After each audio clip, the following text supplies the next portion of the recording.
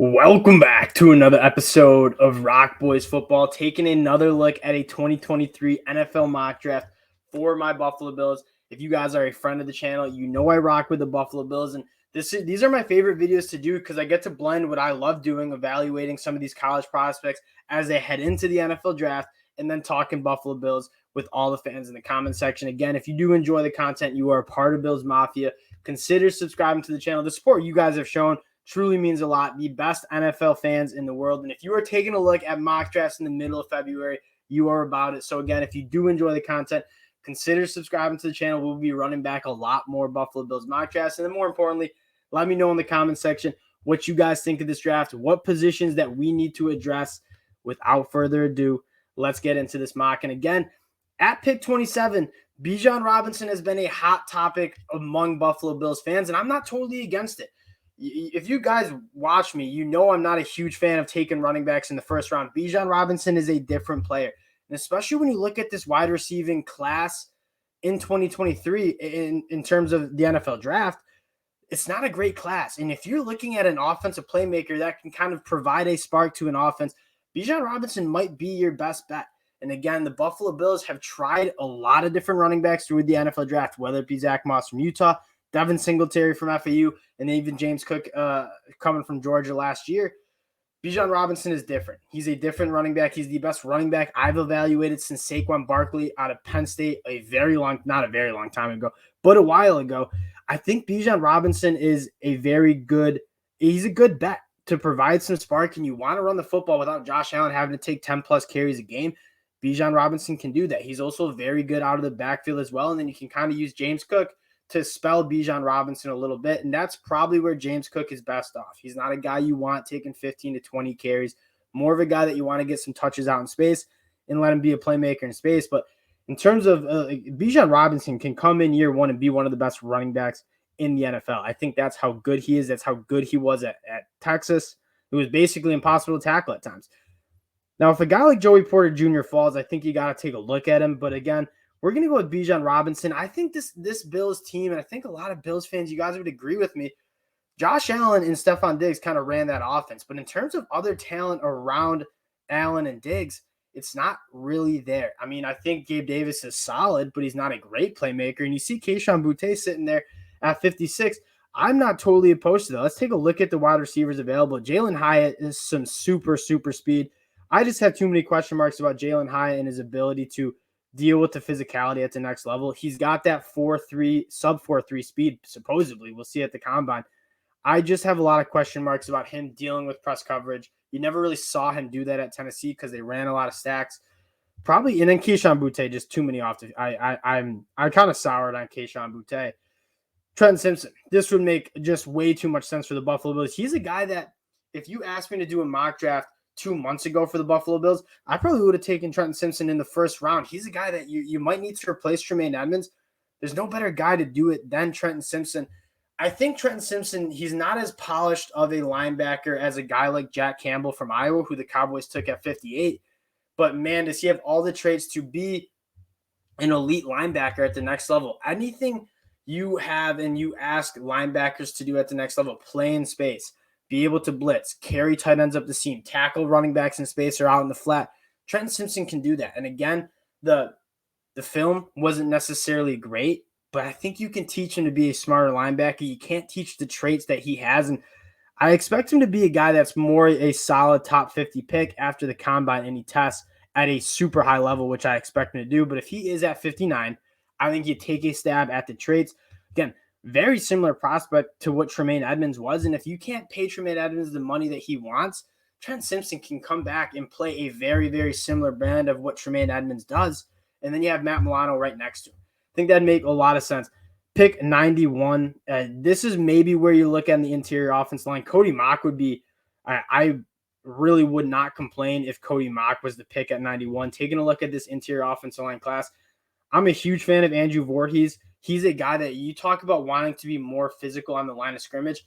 Andrew Voorhees is that dude. He is phenomenal off the line of scrimmage, taking on hitting double teams, working up to linebackers. I think he excels in run blocking, and you get someone like Bijan Robinson running behind a rogue grader like Andrew Voorhees. I think that makes a lot of sense. And it might be a little rich, but I have a top 100 grade on Andrew Voorhees, and at pick 91 in terms of what we want on the offensive line. I think Andrew Voorhees makes a lot of sense here at 91. Let's go ahead and get him. And again, Andrew Voorhees, he's some fun film to watch. He plays on the ground a little too much because he's almost playing too aggressive of a brand of football and loses his balance a little bit.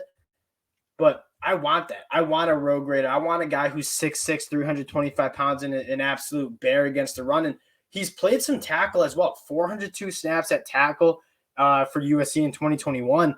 So he has that versatility as well. I think that makes a lot of sense. Now, pick 130.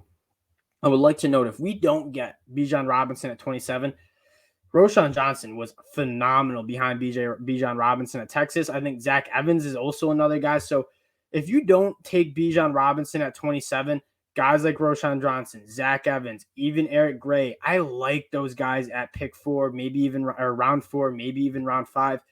Let's take a look at this interior defensive line group, because I think that is another position that we could address. And a guy like Zach Pickens, I would have loved. He's not available here, so maybe you're passing on the interior defense line right now. Maybe cornerback, and this cornerback group is really good because there's a lot of guys who have gotten pushed down the boards because of how good this cornerback group is at the top of the draft. And so you taking a guy like Julius Brents, who I absolutely love. He has great length, and you're talking about picking cornerbacks right now. If for the Bills, I want a longer, more athletic cornerback. And so a guy like Julius Brents, who's 6'3", playing in that zone coverage, heavy scheme that the Buffalo Bills like to run, would make a lot of sense. Let's go best available real quick. Make sure we're not missing any guys that I absolutely love.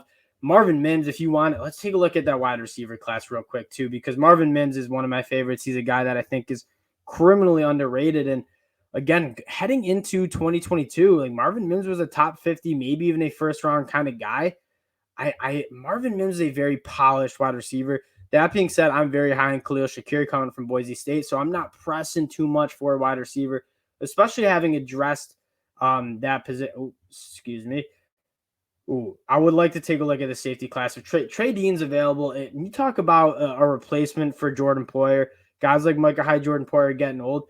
Trey Dean, 6'3", 205 pounds. He comes up to the line of scrimmage and absolutely hammers people. I think Trey Dean has all the traits to be a really good safety at the next level. He's flying around at Florida. I think he needs to see the field a little bit better. He seems to be almost playing with his like a chicken with his head cut off sometimes, kind of playing a little out of control. If he can dial that in, I really, really do like Trey Dean as a prospect. Let's go get him at pick 130. And we got a pick right here at 139 as well, where there's a lot of different spots you could go. I don't hate going cornerback. My problem is we kind of missed, I think, in my opinion, like we missed that sweet spot for an interior defensive line guy. Guys like Moro Ojomo, guys like maybe even Siaki Ika, if he falls in day 2, would be guys I would target. If we miss him, I don't know if there's a ton of interior defensive line guys that I love later on in this draft. So taking a look at, who do we get at 130 again? We got Trey Dean from Florida, who I'm a big fan of. Maybe take a look at that cornerback room. And again, we're kind of hammering the secondary, but if you look at some of the positions that we need to get better in, I think it is that secondary.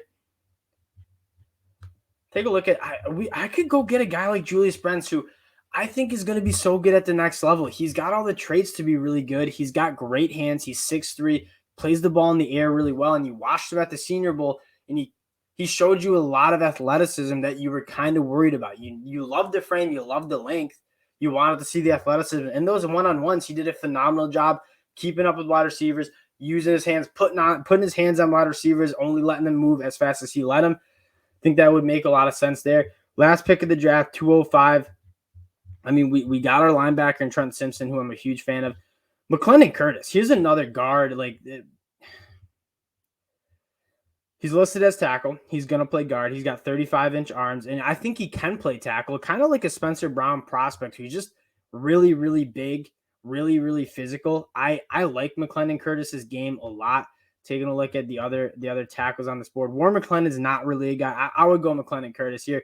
He's another guy that those guys from the FCS schools, Chattanooga, you want to see them have good Senior Bowls. McClendon Curtis had a very, very good Senior Bowl, showing that he can keep up with guys who kind of have He's not necessarily going up against the best athletes at the FCS level. So when you bump up to the Senior Bowl, you want to see them play well against Power 5 talent. McClendon Curtis did exactly that. And again, he bolsters up that physicality that I think the Buffalo Bills want on that offensive line. Taking a look at how PFF graded our draft, we get a C for Bijan Robinson, a B- for Trenton Simpson. I'm very surprised. I thought that was a great value pick. Andrew Voorhees is just quite frankly not as high on Andrew Voorhees as I am.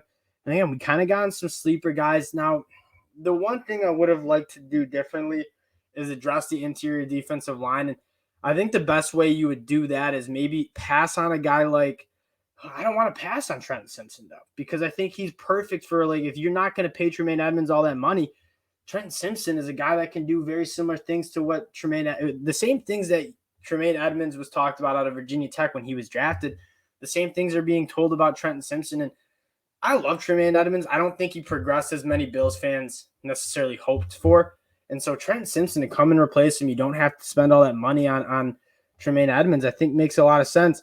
I like all these picks. There's the one thing you'd argue is where are we addressing that interior defensive line? I want to get more physical up there.